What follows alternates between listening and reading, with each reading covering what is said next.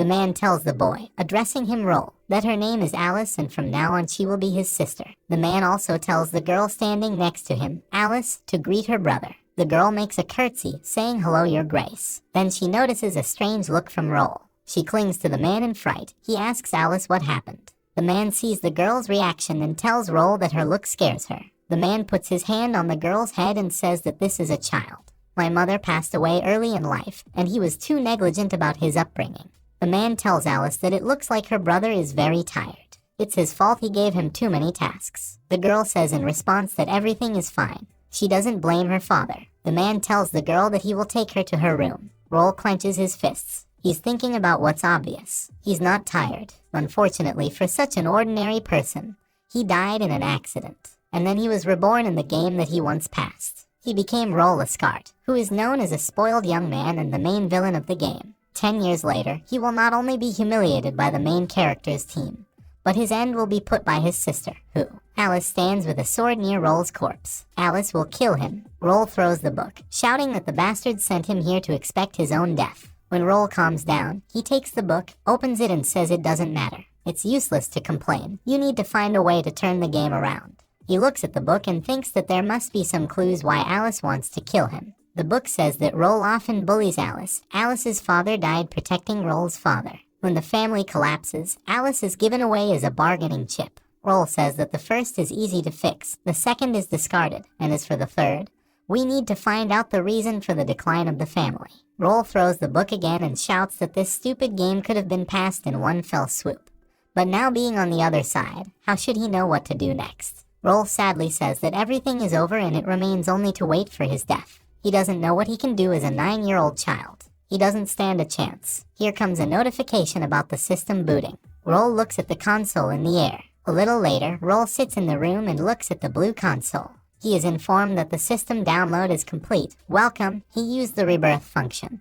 The world scan is completed. The host is detected. The exchange system is being reloaded. Roel says that this is his interface and I don't believe my eyes. The loading of the exchange system is completed. The loading of the gold collection system and the interface begins. His data appears on the console. The name is Roel Ascart. Gender male, age 9 years. Kinship is iron, title is not. His rank, F, basic spells, microthermal wave, invisible hand. Roel points his hand at himself and says microthermal wave. The system reports that the microthermal wave spell is activated. Warm streams of air blow into Roel's face. It looks like a hair dryer. Roel thinks about the fact that it doesn't matter. He will be able to reach the peak of human abilities without it, whether there is anything else there. The system reports that yes, a console with a reputation store opens in front of him. Roel studies him and says that reputation exchange and gold exchange, he has so many ways. In it, a bowl of holy water costs 2,500,000 points, and a workshop costs 700,000. Roel says that the properties of these items are not clear whether the price matches the quality. For example, why the bronze kinship, which can turn a person into an idiot, is thus completely useless for sale for 10,000 gold. Roel talks about how he collects such a sum. He's not a local billionaire. That won't do. The system tells him that the prices of items are ideal, the better the properties, the more expensive the item. He is advised to consider the system more carefully. Roel is recommended to collect income from his family as a priority by exchanging reputation. Then use points to buy things to improve himself. Such a cycle will help him avoid death. Roel says no, he won't fall for it. The system reports that given the complexity in which the host turned out to be, it decided to give out the initial subject. A golden shield appears in front of Roel. The system congratulates him on receiving the Medal of Honor. The unstoppable charisma of the hero carries a light and imperceptible charm. Then the strength of the effect varies depending on the owner. Roel asks that, in other words, this subject will help him earn a reputation. The system responds to him correctly. The item has been issued. He should start using it as soon as possible. Roel asks if this item can help change his fate. Roel decides that he needs to test it. A maid girl is walking down the corridor. Something is getting her attention. Roel comes out from behind the door and asks the girl Anna about how long she has been waiting for her. She must be tired by now. Anna turns her head in surprise. Roel rushes to her and hugs her. Anna asks the young gentleman what happened. Roel answers her that he just read a fairy tale where it says that children like him are eaten by werewolves in the forest. Roel says he doesn't want to be eaten and starts crying. Anna pats him on the head and tells the young gentleman that this is all fiction. Even if they really existed, it is unlikely that they would dare to attack the Marquis Palace. Roel asks again the truth. He asks Anna for forgiveness for the fact that he had a fight with her yesterday, and asks for forgiveness for everything in general. Anna is amazed by his words. She thinks that the gentleman does not look like his usual self. When did he manage to become such a good boy? Or maybe Roel just always hid such a wonderful character in himself. Roel tells Anna that he will never do this again. She will forgive him. Anna answers with a smile, of course. His reputation increases by 50 points. Roel is amazed to think that it worked. He got so much reputation. As it turned out, it is much easier to farm a reputation than gold. And besides, the stores are almost the same. Roel clenches his fist with a smile, thinking that he is going to Alice. System description, reputation system.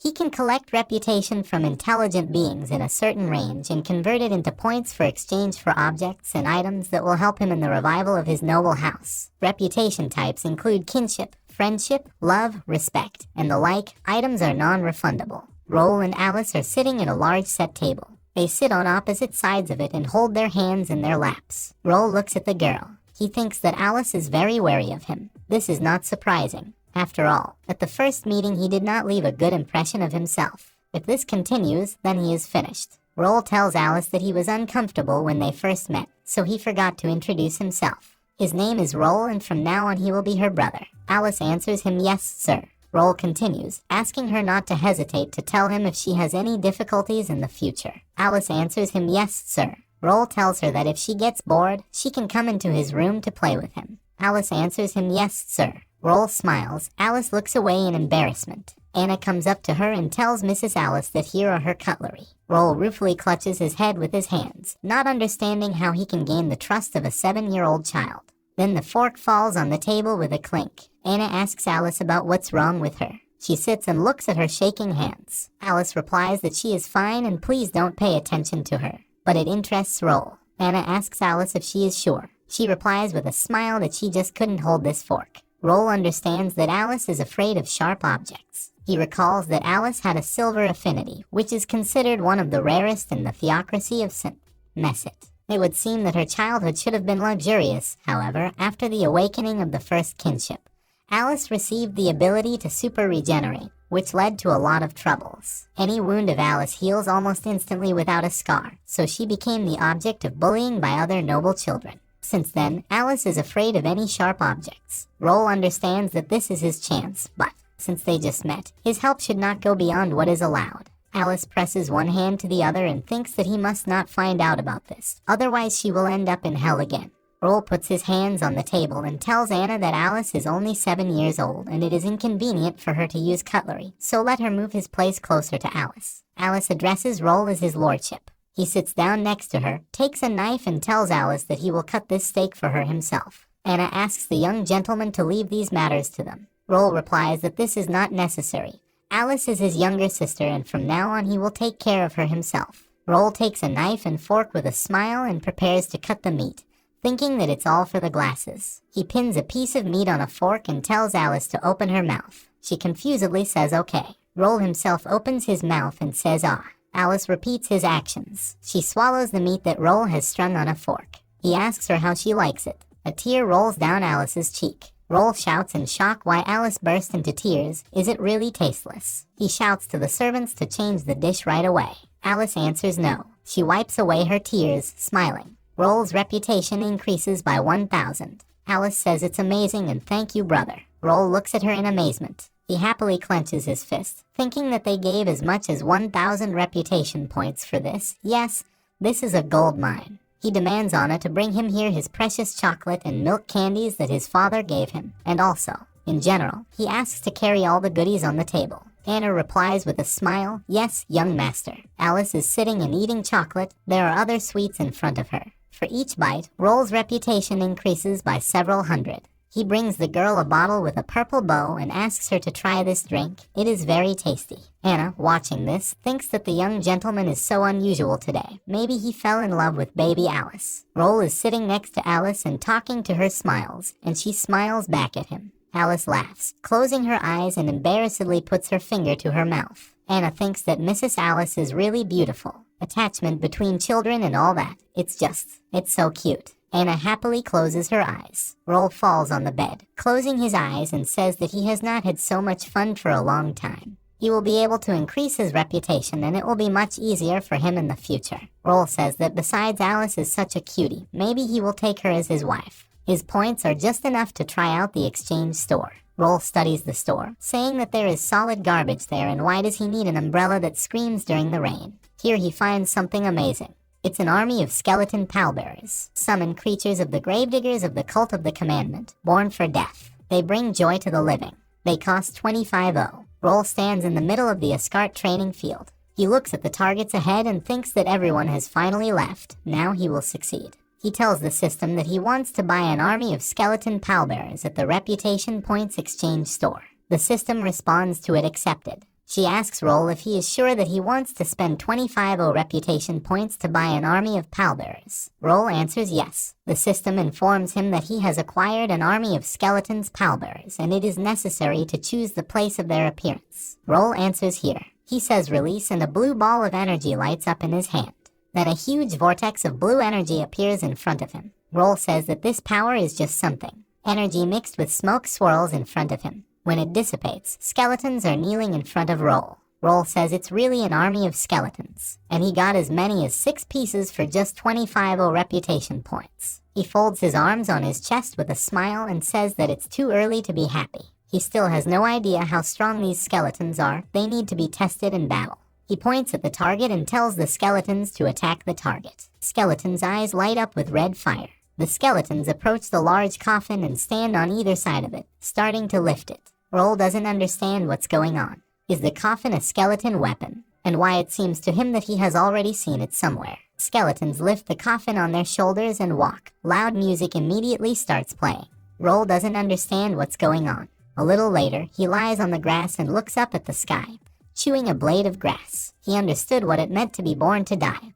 They bring joy to the living. Not far from him, skeletons are walking and carrying a coffin, from which music is playing, and skeletons are dancing to it. Roel shouts at them to stop dancing. He is already sick to death of this music. He thinks that at least it was worth only 25-0 points. Roel thinks that apparently this coffin is good enough. He says exactly with a smile. A little later, he approaches his father sitting on the sofa with a cigar and tells him that he heard that he had returned, and it so happened that he had something to ask him. The father asks Roel what happened, and he thinks to himself that his son will ask him for pocket money again. Roel says that he has an interest in agriculture and taxation. Can he temporarily work as a tax inspector to study the tax system? His father answers him to go to the butler and ask him to bring.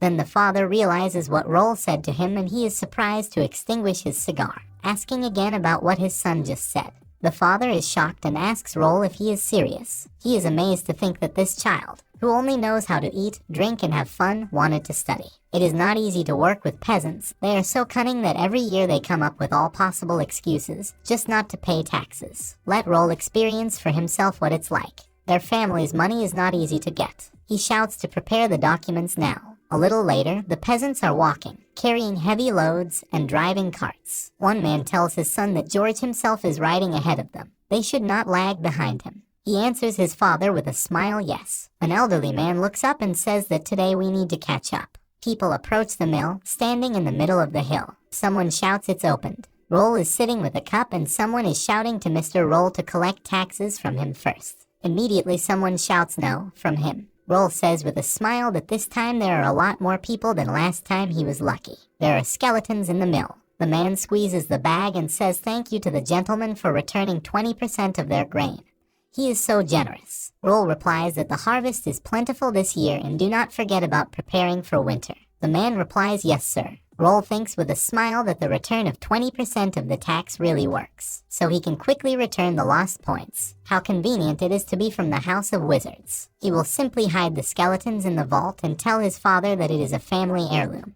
He still does not know what is stored there. No family in this world can afford such skeletons. Their working potential goes beyond understanding, because they don't need food. Roel, with tears in his eyes, thinks that he would like to go home now. Otherwise he will die of longing without Alice. At least that's what Anna, who is looking at him, thinks. She asks the young gentleman if he misses Mrs. Alice. Soon he will meet with the lady. Roel is startled and clears his throat and says yes. Anna tells him that the time has come. They are going home. She had just received a message that his lordship was returning home this afternoon and would be visited by an honored guest. Roel asks again about the guest. A little later in the Ascart palace, Roel says wow. She bows her head, saying well, young master. Roel looks at himself, talking about how handsome he is. Then Alice runs to him with a smile and shouts, brother Roel, welcome back. Roel also looks at her happily. He hugs the girl, telling Alice that she is as sweet as ever. She laughs and tells her brother that she is tickled. Roel thinks that the biggest reward for the last few days is Alice. How he missed her. Now she even calls him by another name. Anna thinks that the young master and mistress are so cute. She coughs, saying that she almost forgot. The gentleman and the others are already waiting for them at the entrance. Roel and Alice reply that they are already on their way. Roel thinks about the rush. No wonder Anna called today's guest an honorable one. Today will be a difficult day. Roel and Alice walk through the huge doors, followed by Anna. Roel sees someone in front of him and thinks it's them. In front of him stands a frost-winged horse, a hybrid of a mystical Pegasus and a unicorn. A beast of noble origin. There are very few of them left in this world. Only a person with an angelic kinship could cope with them, and only one family in all of Holy Mystic could afford such a thing. He sees the coat of arms and says that it is the coat of arms of the royal family, the shield of shining wings. Roel's mouth is wide open, thinking that Cain Zekleid is in front of him. This is a man with blue hair. Roel says sorry. Alice calls her brother, not understanding what he is talking about. Roel approaches Cain Zekleid and says welcome to His Highness Cain. He is Roel Ascart. He has long heard from his father about his brave exploits, and it is a great honor for him to meet him today. He laughs, telling Roel that he is also good. Cain Zekleid turns to Roel's father, Carter, and says that he did not think that a guy like his son would say good things about him. Carter laughs, saying that oh, these kids. Carter thinks there's something wrong with Roel lately. Alice curtsies, saying that she is Alice Ascart, the adopted daughter of the Marquess of Carter, and she is pleased to meet His Highness. Cain Zekleid looks at her, saying this child. He pats the girl on the head with a smile, saying that she must be Larda's child.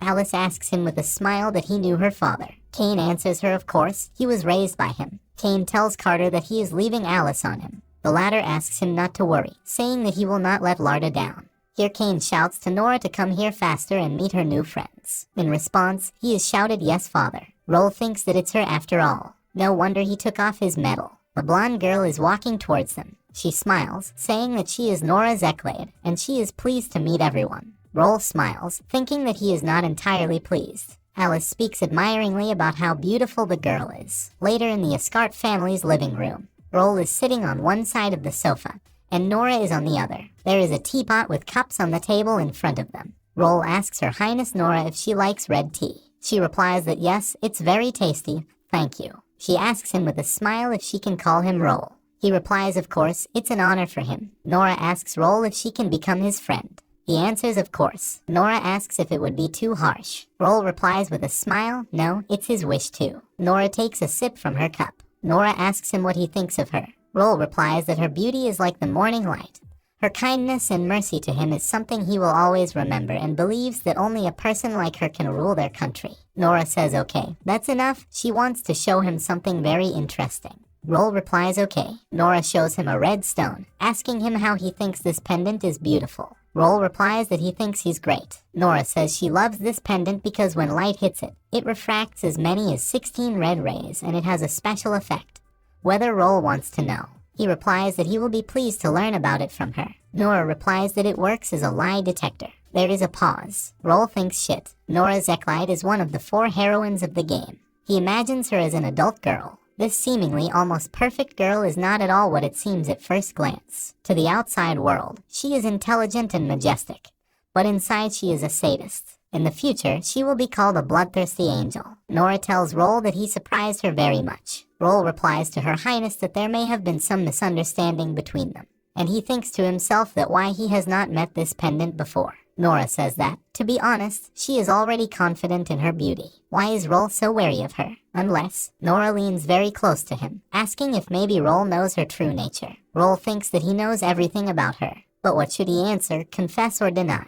He realizes that Nora is playing with him. Roel pushes her away with his hand and says that it is true. He knows everything about her, so she can stay away from him. He doesn't think much about himself. Roel says that he is not interested in her or her house of Zekleids. He does not intend to have a close relationship with them, and she can be sure that he will not rebel. She can just leave him alone. Nora says that Roel probably already knows that she likes to see the frightened faces of people who beg her for mercy. Sometimes she even wants to step on them. Nora asks Roel if he thinks it's weird. Roel wonders if she's overestimating herself too much. He imagines collars, chains, whips. Soon he will be doing much more perverted tricks. Roel says that there is nothing special. There are a lot of people like her in this world, especially among the aristocracy. It's her little hobby, it doesn't even matter. Roel says that the main thing is to get consent from the other side and not to interfere with others. Nora asks him the truth. Roel answers her yes, exactly. Nora immediately says well then. She steps on Roel's foot and says that she thinks Roel agrees. He screams with his mouth open, it hurts. Nora leans towards him and says that from now on he will be hers. He thinks to wait for her, it's not fair.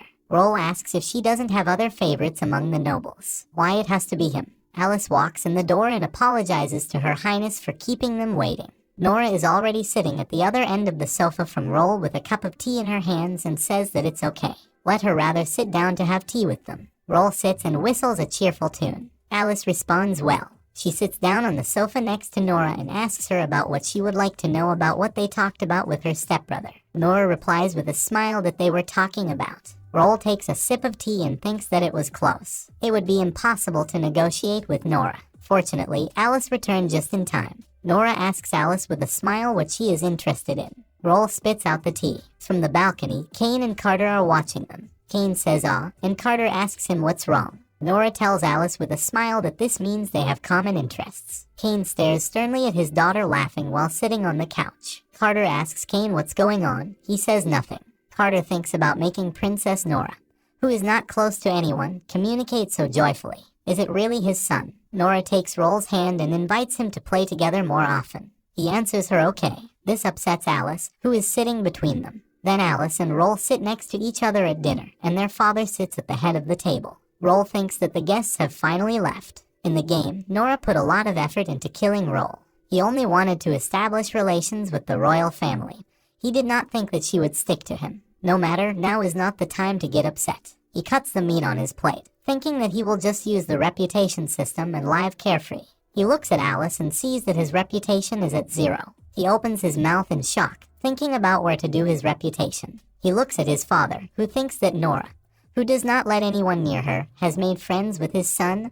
What happiness. Roel watches him, wondering if the system is broken and what is happening to his father's feelings. Alice is sitting upset at this time. Roel asks Alice what happened. Is there something she can't say and that even he can't know? Alice asks her brother that he does not love her. She squeezes her dress with her hand and asks Roel that he likes Mrs. Nora more. She is more beautiful and does not require care from him. Tears come to Alice's eyes and she continues, saying that unlike Nora, she is just a child who brings trouble and can't even eat by herself. Roel says so that's it, and he thinks to himself that how can he like Nora when he tries to avoid her. He tells Alice that Nora can be beautiful, sweet, and decent, so what? So what if Alice can't use a knife and fork? Roel feeds her of his own free will. In his eyes, Alice is the best. He leans over to Alice and tells her not to dwell on fears that will never come true. He would always be there for her. She understood him. Alice opens her eyes wide with delight. She throws herself into Roel's arms and tells her brother with a smile that she understood.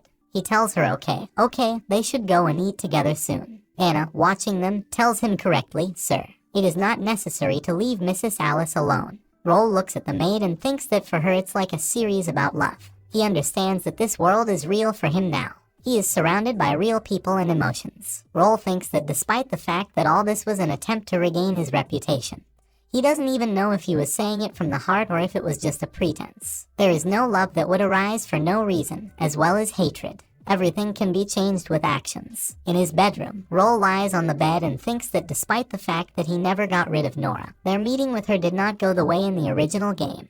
It's for the best. The whole plot of the game is ultimately the result of a certain choice, so it should be different. Roel clenches his fist, thinking that he will become stronger. Anna comes into the room. He looks at the sleeping Roel and tells the gentleman that he will catch a cold if he sleeps without a blanket.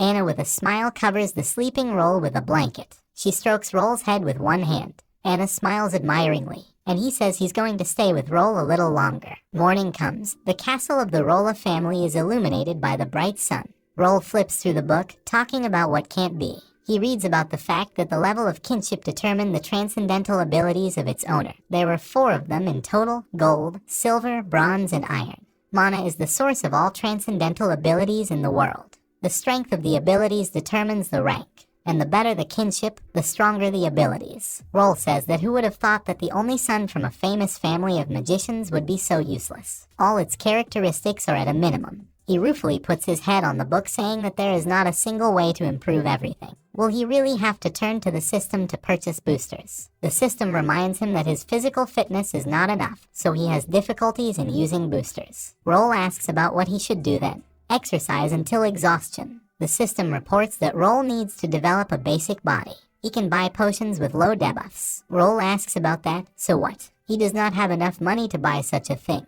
The system will not make a discount for a small child. The system informs him about a 50% discount. Roel immediately asks admiringly to let him see. The system responds accepted. She presents a list of recommended potions with a 50% discount. This is a strengthening serum of Lauber 2. It costs 250 gold coins. This is a single-use item produced in the Lauber region, which has been at war for many years. Side effects: accumulation of heat in internal organs, shortening of life expectancy. Cooling serum of Lauber. Its price is 750 gold coins. This is a truly noble invention, a ray of hope for humanity. Laborians finally no longer need to burn their intestines because of their own medicine. Side effects: freezing of kinship. Roel is thinking about something. The system asks him what's wrong. Roel asks about how sick one can be to invent such serums. The system responds that it does not know this. Roel says that if all this is true, then these 2 items are really good, but the price is too high. Even the son of an aristocrat like him would have to save that kind of money for a whole year. Roel ruefully squeezes his head with his hands, saying that Nora's birthday is coming soon too, and her father told him to prepare a gift for her. Roel says that he is sure that Nora would be happy with a dog leash, judging by her face. He imagines the joyful expression on Nora's face. Roel shouts that it won't do. He has to come up with something, and quickly. If he fails, then he will really give her a leash to use on him. Here he touches a book with a red cover. Roel picks up a book and says Sorafia Trade Association. Due to the fact that they are located in the center, all kinds of transactions are carried out through them. Roel flips through the book, saying that it was possible to earn money in the game with the help of the trade association. Perhaps this will help him. He finds a list of urgent purchases in the book. That's what he needs. Roel asks the system if it has any of this. The system performs a check. It informs you that the check is completed. Item 172 is found. Its description: Sarchorm Soothing Lamp. This is an oil lamp created by the priest Sarchorm. He brings peace to those who have returned to Mother Earth. The effect lasts until the oil runs out. Price: 5,000 gold coins. Roel says that this should help. In the Sorafia Trade Association, the employee tells Roel that he hopes he liked this tea. She is the head of the trade department, and Roel can just call him Arwen. Roel is sitting on the sofa with his arms folded. He says that he is here to sell them an item from their purchase list. Arwen asks Roel what kind of product it is. Roel replies that it is item number 172 with a pacifying effect that suppresses spell erosion. Arwen is shocked to think 172. Roel asks him if there are any problems. Arwen answers him no problem. They have a good memory, and such an item is really on the list of purchases. Arwen puts the box down and asks about the item in it. Roel answers yes. The goods are in a box and will be transferred to them naturally when the price is agreed. Roel asks about the price Mr. Arwen is willing to pay for the goods. He smiles. Roel thinks that Arwen will not be able to deceive him. The cost of the item is not less than 5,000. Arwen asks that 20,000 gold pieces will do. Roel opens his mouth, shouting 20,000. Arwen says yes, such purchases are usually rare and do not guarantee accuracy, but he can assure him that this is the highest price. Roel shakes his hand and says it will do. Arwen thinks that he has overcharged too much. Roel smiles at him, thinking a little. Roel leaves, and Arwen looks after him, shouting, "Take care of yourself." Arwen is thinking about the Ascart family of magicians. They should have many more expensive things. This deal will help build a relationship with them. Arwen asks another employee about whether the deal was justified. The man answers him that the results meet expectations and even exceed them. Arwen says that it means he did not spend 20,000 gold coins in vain. This is an item from the list of urgent purchases, so you should hurry up and send it overnight. The man says yes in response. Arwen says, and all the information about the deal is shared with the family. In the palace of the Ascart family of magicians. Roel looks at the gold coin card. The card balance is 19,000. Roel shouts that he did not expect that he would earn 20,000 so easily. Now he's a real rich man. He actually takes all this out of thin air, so if he starts to enrich himself quickly at the expense of the system, he will attract too much attention to himself. Roel looks at the 2 flasks with the potion and says that it's okay so far. He only sold some trinket, so it's time to get down to business. Roel takes one of the flasks and says that you need to mix it to a cinnamon red shade. It's worth a try. The system responds that this is true. After that, the serum can be consumed. Roel says that's nice, otherwise he's already drunk. The system asks the question of why he is asking this. Roel says it tastes like milk with a banana, but why there is no reaction. He asks the system if it can't sell fakes. The system responds of course not. There's something going on with Roel. He bends in half, not understanding what is happening to his stomach and why it hurts so much. The system says it can't cheat. Something happens to Roel, he spits out blood. Roel is lying down, energy is swirling around him. Rose, the village is at night, lights are on in several houses. In one of the houses someone is shouting loudly working. It really works. The man looks at the oil lamp and says that the anxiety in his soul has disappeared. The effect of the undead is also gradually fading, and no side effects. He asks another man, Andrew, if he understood what kind of lamp it is. He replies that he has never seen such an object before, but looking at the workmanship, you can be sure. This is an ancient artifact created before the Third Epoch, and he is afraid that it will be difficult to replicate it. The man replies that's how it is. He would never have thought that his life would depend on some lamp. They have information about the seller. Andrew says that she was sold by the Ascart house to the theocracy of St. Messit. The seller is the 9-year-old son of the Marquis of Ascart, who seems to be the same age as their young miss. The man is amazed to ask again about the Ascart house. Andrew asks the boss if he knows them. The man replies that no, he is not familiar, but he has a little connection with them. The man comes to the window and asks Andrew about how he thinks who will sell the family heirloom for 20,000 gold. Andrew replies that no one. It's impossible. He looks at the watch in his hands and thinks that it looks like they still remember his promise, and this is a lamp that will help save his life, a reminder and a sign of goodwill. The man thinks about what is really fate and thinks about Charlotte. Roel sits chained and thinks that he is cold, hot, cold. He opens his eyes, thinking about how he got here. He's lying on the floor with a chain around his neck. Roel thinks about what the hell is going on here. He looks at the chain and realizes that he is on a leash. He takes the chain in his hands. Nora is sitting on a chair, holding a chain in her hands. She says oops, Roel forgot that it was his birthday present to her. Roel shouts Nora. She continues, saying that as a bonus to the gift, he provided himself. She touches Roel's head with her finger. Nora comes down and tells Roel that he knows that she really likes it. Nora puts her hand on Roel's chest. Here they simultaneously say wait. Roel shouts no. Then he opens his eyes abruptly. He realizes that he is lying in his bed, and it was just a dream. Roel turns his head and sees Alice, who asks him for a brother. She rubs her eyes sleepily. Roel shouts to Alice that she has been sleeping with him all this time. She doesn't know what to say to him. Then a joyful Anna appears behind Alice, who calls the gentleman. Alice also happily clenches her fists and shouts little brother. She throws herself on Roel's chest and says that her brother has finally woken up. Roel asks Alice about what's going on. His father abruptly opens the door and shouts that Roel has woken up. He runs up to his son and taking him by the shoulders asks him to just tell him where it hurts. Roel replies that he has no pain anywhere. Carter speaks perfectly, otherwise he felt the effect of the spell in the flask from which Roel drank. He will definitely find the one who dared to poison his son. Roel tells his father with a smile that there is no need to look for anyone, it's all him. He found a set of strengthening serums in the pantry and decided to try them. So there's no need to worry. Carter and Anna are shocked by his words. Alice tells her brother that he slept for 3 whole days. Shocked, Roel asks her about the 3 days. Carter takes his son by the hair and shouts about how it was possible to drink this serum. He does not know how long it has been there, and suddenly it is a serum that they inherited from distant ancestors. Doesn't he understand that if the expiration date has expired, then the serum can be not only useless, but also harmful? Roel shouts AI and rubbing his head asks his father for forgiveness, saying that he was mistaken. Roel thinks to himself that damn this system for not warning him about it in advance. The system tells him that he didn't ask. Anna tells the young gentleman that he has just left after a serious illness and he needs to change his clothes. Roel gets out of bed and says okay.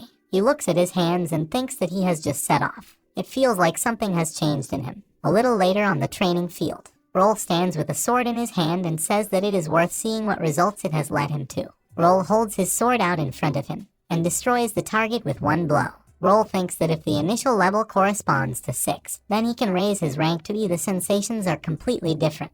The lack of his skills has disappeared, despite the fact that you need a baseline level 5 to access his abilities. This serum is really strong. Roel looks at the blue console and sees that his rank is now E. He says that at last he was able to take a small step forward, and hopes that this will help to avoid death. Roel looks at the map and says that he does not know how much money he will need for pumping in the future, and he also needs to choose a gift for Nora. But Roel comes to the conclusion that there is still time before Nora's birthday, so he will do pumping for now.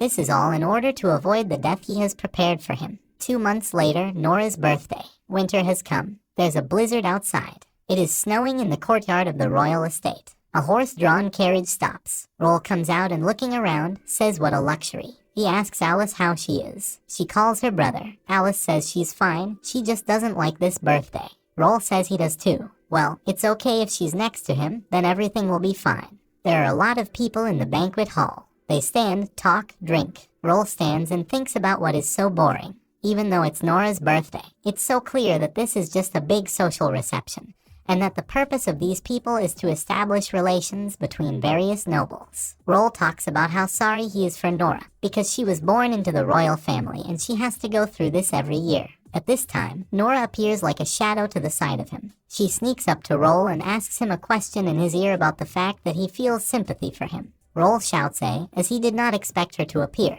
He makes a bow, saying His Highness Nora, and Roel thinks to himself about when she managed to approach him. There are so many people here that he didn't notice anything. Nora, covering her face with a fan, says that she is glad that Roel has arrived. She says with a smile, continuing that Roel is the only one she has been waiting for here. Alice opens her eyes wide. Roel realizes that all the people around are looking at them. He understands that Nora is doing this on purpose, and he underestimates her. Alice tells Nora that she wishes Her Highness a happy birthday. She continues by saying that it was nice to chat with her last time. But could she stop making fun of her older brother? Roel thinks it's a great move. The atmosphere seems tense. Nora looks at Alice thinking interestingly. This girl does not take her eyes off her older brother. Roel is standing in the middle of the hall.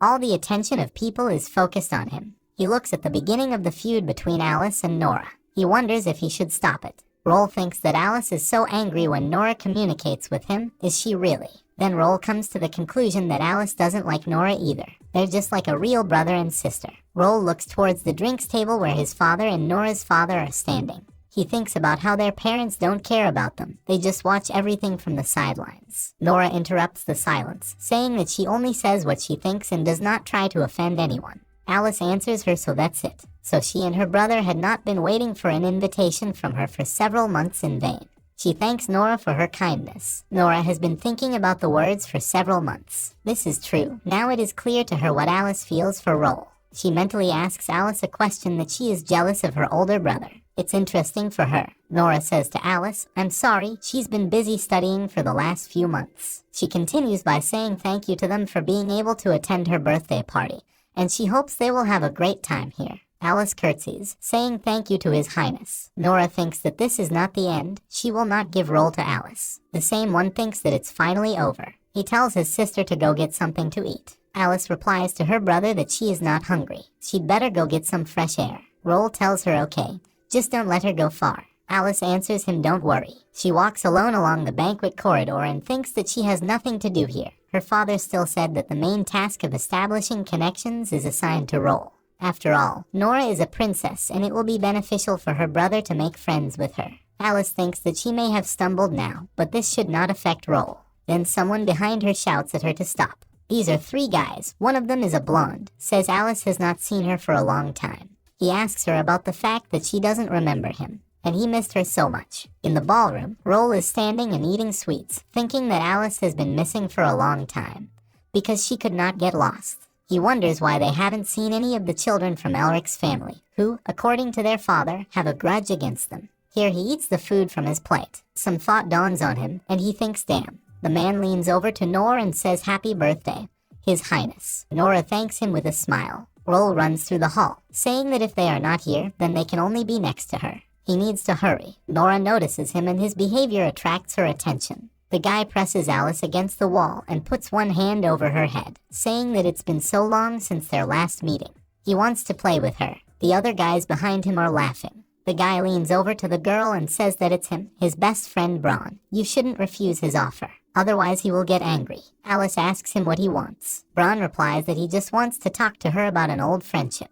Did not expect that she would join the Ascart family and she would have a loser brother. Alice shouts at him not to dare insult her brother. Braun thinks about it and asks her if she really likes him so much. Braun asks Alice if her brother doesn't know she's a monster. Alice opens her eyes wide. She squeezes the dress, and Braun continues to say that after all, Alice did not show him how quickly her wounds heal, and how she is in pain in the process. Braun asks Alice who needs her like this. Alice tearfully asks him to stop. Braun brings a fork to her eye and says that he is already full of anticipation. Alice shouts no and let her brother save her. Then a chair flies into Braun's head. He falls to the floor, screaming in pain and who dared to do it. His friends rush to him. Roel stands further down the corridor and shouts to Braun bastard and what he is going to do with his sister. Alice screams little brother. He hugs the girl, asking her for forgiveness and saying that he was late. She answers him nothing. Braun shouts to Roel what a weakling he is and attacked him from behind. Roel tells Alice to move away. Braun tells Roel that he will take his life today. A green fire flashes near Braun's hand. Roel thinks that in the past he would have been beaten to death, but now Alice stands behind him, pressing her hands to her mouth and saying little brother. Roel clenches his fist and says that he is not the same as he was before. It activates the Mana glove skill. Roel and Braun rush into battle. Roel shouts to Braun that he is not afraid of him. And breaking through the spell of the latter, Roel grabs Braun by the arm. He knocks Braun in the stomach with all his might, shouting that this is for him for Alice. He falls to the floor and the bastard screams through the pain. His friends run away, shouting that this guy is strong and we need to run away from here. They're leaving. Roel pulls the leg off the chair and squeezing it in his hand says that it looks like Braun is no longer an authority for his friends. He leans over to Braun and asks him why they bullied his sister when she was little. Braun answers yes with a smile, so what? Roel smiles, telling him to get yours. He hits Braun's chair leg on the head with all his might. Roel throws the leg to the side and turning his back to Braun tells Tom that if he touches her again, he will kill him. Alice runs after him, saying so to him. Braun thinks angrily that he has never been humiliated like this before. He pulls something out of his pocket, thinking that he won't let Roel leave so easily. He rushes after Roel and Alice. She turns around and shouts, "Brother, beware." Roel also turns his head in surprise. Braun stabs him in the stomach, screaming at him to die. Roel thinks about why he didn't see this coming. Braun stabs Roel in the stomach. Blood splashes. Alice, her eyes wide open in horror, screams her brother. Roel presses his hand to the wound. Braun stands in front of him with a bloody knife in his hands. Roel shouts at him that he is crazy and how dare he use a knife here. Roel opens his eyes and mouth wide. Braun tells him with a smile that he does not know about the enmity that arose between their families during the Gemini War. Braun shouts that then they helped that ugly woman to ascend to the throne. But now they have a chance to take revenge. Braun attacks Roel again. He rushes at him with a knife and shouts, "Die." Roel stops his attack with his hands. He looks at the knife at his throat and thinks, damn. Alice shouts at them to stop. She understands that she has to help her brother somehow, but how? Then she notices the fork that Bro threatened her with. She covers her mouth with her hands, thinking, oh no. She raises her fork with a trembling hand. Alice thinks that she is so afraid of him clutching a fork with a trembling hand. Alice picks it up and thinks that if she does not overcome her fear now, she will regret it all her life. Alice clutches her fork tightly, thinking that she will protect Roel. She rushes into the attack and with a fork pierces the arm of the armor. He drops the knife because of it. Blood gushes from Braun's wounded arm. He pushes Alice away with his hand, shouting at her to get out. Roel shouts Alice, seeing his sister flying away. He immediately throws his fists at Braun, shouting bastard to him. He punches Braun hard in the stomach. He flies away from the blow and falls to the floor. Braun is lying on his back, and Roel comes up to him and says that he also told him what would happen if he touched his sister again. He grabs Braun by the hair and he screams in pain. Roel forcefully hits Braun in the direction of the window. Roel smashes Braun's head through the window. The floor is covered with blood, and there are shards everywhere. Roel thinks that after that, Braun should have understood everything. He shouts Alice, seeing that the girl is still lying on the floor. He runs up to her and exhales with relief, seeing that she just fainted. Roel says more thanks to Alice, she saved him. It's over. Here someone shouts, hurry up here. The crowd runs to Roel, who shouts Bro Braun and they will take revenge. Roel gently puts Alice back on the floor, thinking that it seems he can't help them. He's too sick. He stands up, taking the broken leg from the chair. He stands between the crowd of friends of Braun and Alice, clutching a chair leg in his hands and thinking that he will not let them near Alice. There's someone walking down the corridor wearing red shoes. Nora appears next to Roel, who tells the others to stop immediately. Nora tells Roel that she likes it when he rides in pain, but she doesn't like the fact that he rides in pain in front of another person. Roel tells her in response that, as strange as it may sound, he is glad. Roel asks Nora to take her foot off his leg. It hurts him. She replies with a smile that he likes it. Roel tells her that she is incurable. Nora says that maybe it is, but now. One of the guys tells the princess that they are sorry, but this is their business with Roel. The other says yes, they didn't mean to offend her, they just need to avenge a friend. Nora says with a smile that Braun really has a lot of friends. Compared to them, Roel is pathetic and it looks like she is the only one who intends to be friends with him. Roel starts to tell her, but we don't. Then Nora steps on his foot again. He says it hurts him. Nora tells him that he's so cute when he snaps, but right now he can only rely on her, so he should keep quiet. Nora tells the others that she will protect her friend just as they will protect their own. Nora opens her fan, telling them to just enjoy her appearance. She raises her folded fan up. Light wings open behind her back. She shouts that in the name of the House of Zeklides, she demands that they all leave immediately. She directs a fan at them and hits them with a flash of energy. The guys cover their mouths in horror. Roel looks at Nora and thinks that it can't be. She's only 10 years old. The ability to materialize disordered and distorted mana in a specific form is achieved only with the help of the original attribute. This symbolizes a true practitioner, and in order to use the original attribute, the 5th initial level is needed. Nora stands with wings behind her back and asks the guys why they are procrastinating. It's her first time fighting against peers. She says not to be afraid. After all, they are guests. She won't use all her strength. After these words, everyone looks at her in horror and trembles. They froze in fear. Roel thinks that the difference in strength between each initial level is great. Being at the 6th level, they don't have a single chance even if they attack together. He realizes that he underestimated Nora. She reached the 5th initial level too quickly. She lets out a sigh and removing her wings says that it looks like her performance is over. Roel turns his head to the side saying that someone is coming. It's Carter calling for Roel and Alice. Carter leans over to Roel and asks if he's okay. He stands with his hand pressed to his bloody stomach. Roel says he is unharmed, but Alice has fainted. Carter tells Kane behind his back that they need to resolve this issue properly.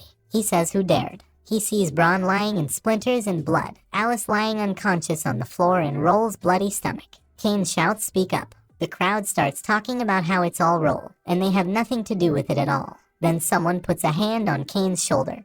He turns around. It's a man with a scar on his face who looks at Braun. He bends down to the boy's body. Roel realizes that it is Brian Elric. "I came to protect my son." The man looks angrily at his son and squeezes his hand with all his strength on the neck of the armor, which makes him start coughing up blood. Everyone looks at it calmly, except for the shocked Roel, who thinks about how heartless Brian Elric is. He tells everyone that he sincerely asks for forgiveness on behalf of the House of Elric. He made Braun pay the price for this outrageous act, asking for their understanding. He tells His Highness Kane that unfortunately he has a lot to do, so he needs to leave. Carter tells him to go. He walks away, leaving his bloodied son lying behind him. Roel looks at Braun's body in amazement. He thinks that despite the fact that the Elrics were one of the 5 big houses, it could not allow Braun to escape punishment for such a misdemeanor. But no one expected that Brian would go so far and lay his hand on his own son for the honor of his house. He's a terrible man. Roel says you have to be careful with Brian Elric. The same one thinks about why Roel Ascart is still on his feet after such an injury.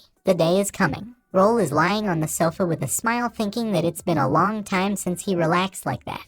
Alice asks him to open his mouth, intending to put food there. He confusedly opens his mouth, saying Roel swallows the food and thinks that not everyone can experience such an experience as he does when he is fed by such a beautiful girl. Alice asks him if he likes it. Anna watches them with a smile. Roel stands and smiles. He thinks that in the original game, the incident at Nora's birthday party should have been the key reason for the breakup of the relationship between Alice and Roel. Therefore, it is now unlikely that Alice will want to kill him in the future. Anna, covering her mouth with a smile, thinks that it's unprofessional of her to let Alice feed Mr. Roel. But it's so cute. Carter asks Roel about his wound. He should praise him for his courage, but from now on he should not be so reckless. When it comes to this, it's better to find him. Alice bows her head, saying hello, sir. Carter puts his hand on Roel's head, and Roel asks his father if he found the records of that war. Carter replies that, of course, it is important to know about this. Carter says that once Prince Wade unleashed the March Uprising, he wanted to prevent his sister Princess Victoria from exposing his involvement in the cult, and the Gemini War began. 3 of the 5 great houses sided with Aida. 1 house was neutral, and only their house decided to side with Princess Victoria. For the forces commanded by their ancestor Pont, the situation seemed unsuccessful. He tells his son about the events of that war, about the battles. Victoria and Pont were wounded during the battle, and the requested reinforcements could not make their way into the city. Desperate to survive, Pont used a family heirloom and turned the neighborhood into a real maze to hide Victoria in it. They were able to wait for the news of the uprising to reach His Holiness, after which he returned with his army and defeated the troops of Aida. So Pont saved Princess Victoria. Roel asks his father that the place where they live is the heart of that very labyrinth.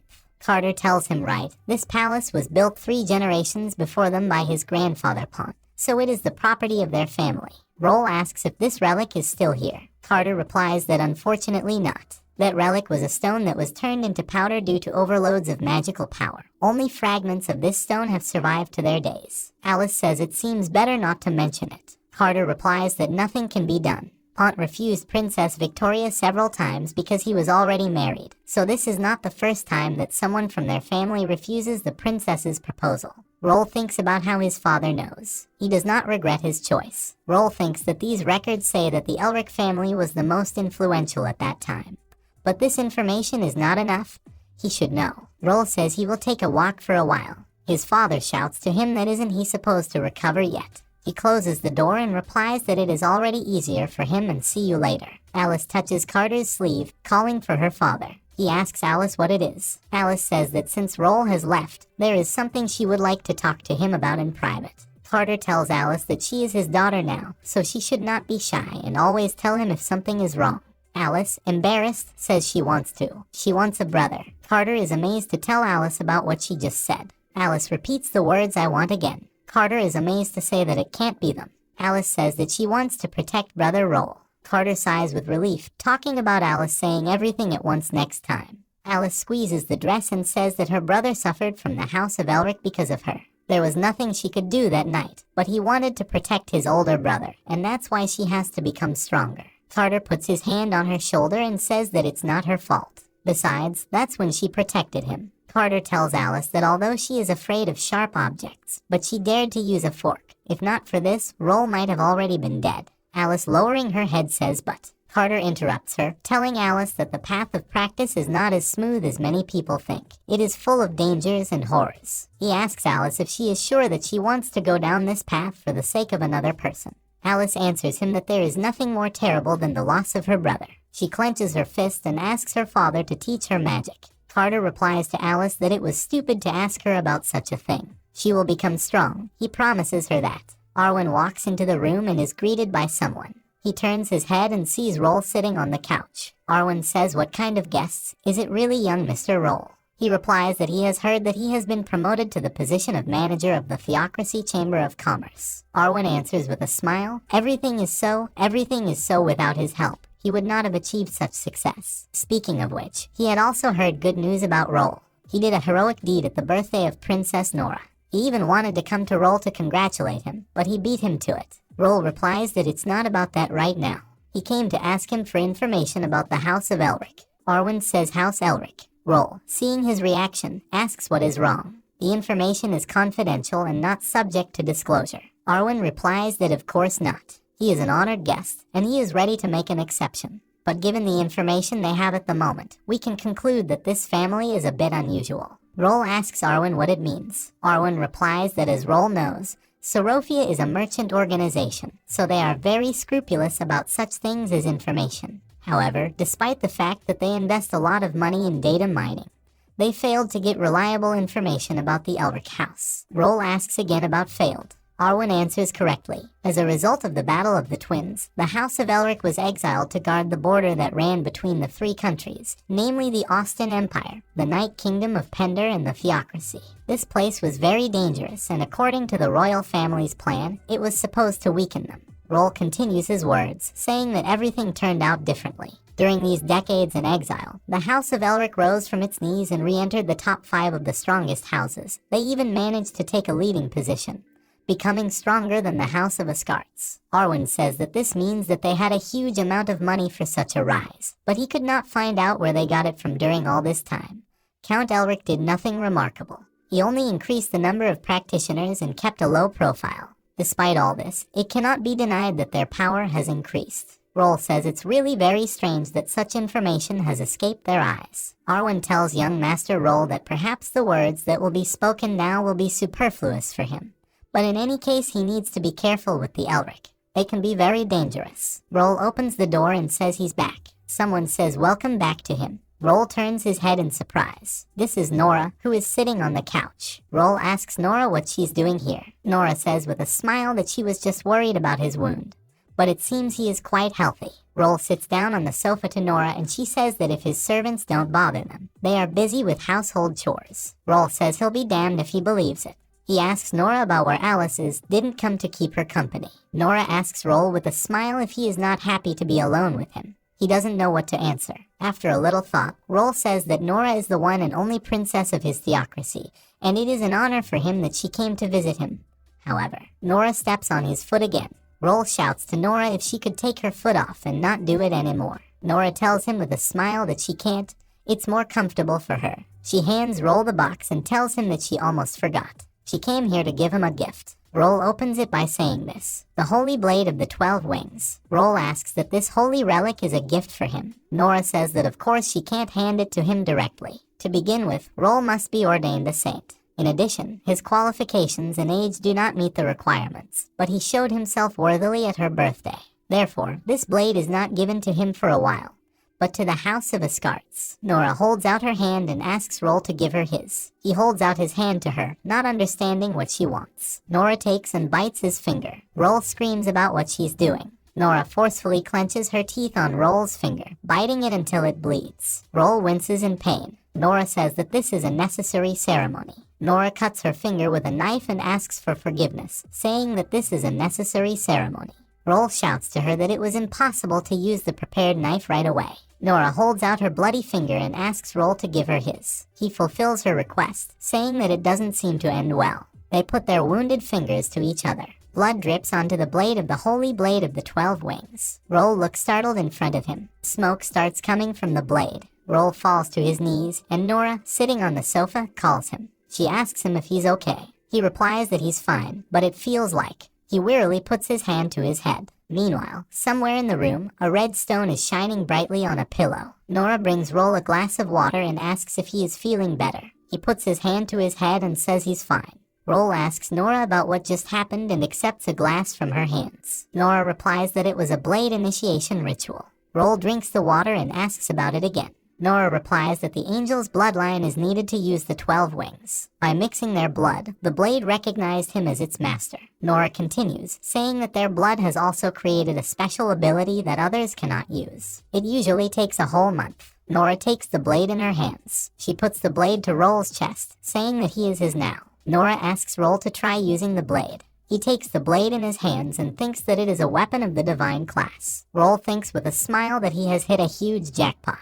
Nora sees how happy Roel is with the weapon and asks him if he liked the blade. He raises his weapon in response with a smile. Nora takes out a small knife and says that she also has to thank Roel for the gift, although it's not very practical, but she likes its design. She holds out a small knife. Roel says with a smile that he is glad that Nora liked him. He thinks it can be called an exchange of daggers. Privately, he thinks it's better to stop there. Otherwise, she will have another problematic offer. Nora presses the knife to her chest with a smile, asking Roel if he knows what it means to exchange daggers. Roel asks that it should mean something. Nora hits Roel on the head in response and tells him to ask someone, calling him an idiot. She still has things to do, so she's leaving. Nora turns around and says that she has heard that this year they will not return to their territory and will stay in the holy capital for the new year. Roel better prepare, her grandfather wants to see him. Roel asks again about her grandfather. He opens his eyes in surprise, thinking about his eminence. A little later, Anna breaks the window with a smile. Then, humming a cheerful tune, she folds the bedclothes. Then Roel calls Anna, who is passing by. He asks the girl what the exchange of blades means. Anna turns around, asking what Roel means by the tradition of exchanging daggers. Anna is startled to notice a box in Roel's hands. Anna says with a smile that representatives of military or knightly families usually give a dagger to the woman they are courting as a symbol of recognition. And if the woman agrees, she gives a dagger in return. Anna adds that this means that the couple shares the same feelings. Anna asks the young gentleman if she can find out what's in the box he's holding. He takes his head aside and replies that it is a gift from His Highness Cain. Anna asks that this is so. Then she'll go clean the main room. Roel exhales with relief. Anna leaves, thinking that Miss Alicia has bad news. The fox has gone on the offensive. The young gentleman is still a womanizer. After a while, on New Year's Eve, Roel walks up the stairs. Someone tells the young gentleman to be careful. Roel responds with a smile. Well, the crowd around looks at Roel. Someone says that it's worth looking at this child. He's so cute. Someone says that Roel is like an angel. Maybe he's a scion of the royal family. Roel thinks that even though he knows that people of this world often attend New Year's prayers, but this is too much. It's more like a red carpet event. Roel is walking down the street among a crowd of people, all of whom are looking at him with interest. He approaches the big gate and gives the guard an invitation, saying that he is here to see His Holy Eminence. Roel looks around, thinking that everything is so luxurious. He looks at the door in front of him, thinking it's so big. Roel remembers that the Right Reverend never appeared in the game. It's better for him to be on his guard. Roel opens the doors and they say that he has finally come.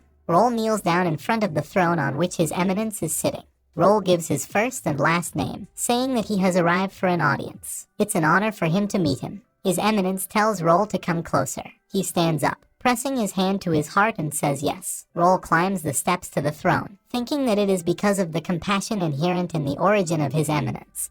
He cannot get rid of the feeling of closeness. Roel is asked if he wants candy. A man with a smile says that he has a little. They were given to him as a tribute. He hands Roel a box filled with candy. Roel replies no, the tribute should not be eaten so thoughtlessly. His Eminence laughs, saying that Roel is probably right. He doesn't need to be so nervous, it's just that Nora mentioned him. Roel is shocked to think that this is more than compassion. His Eminence has become like a kind grandfather. He says that he did not call Roel for anything specific. He just wanted to see him. He asks Roel how the dagger is. He looks at the dagger on his belt with a smile and says that it is very easy to handle. Miss Nora said it was because the dagger had absorbed his blood. His Eminence says that this is not bad.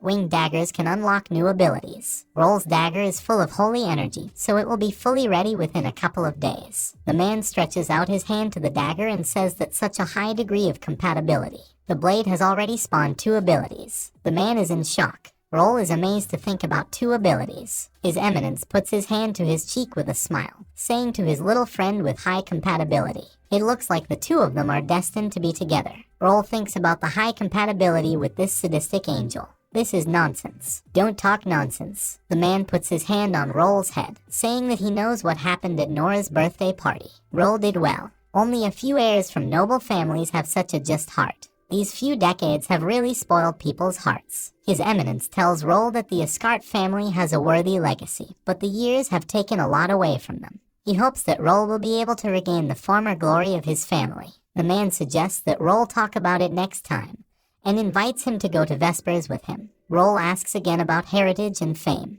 The man asks him to forget about it. Then Roel will worry about it. The opportunity to attend Vespers with the Holy Right Reverend is an opportunity that cannot be missed. Roel answers yes with a smile. His Holiness John Heathcliff is the ruler of the theocracy of Saint Mesite, the head of the Heathcliff family.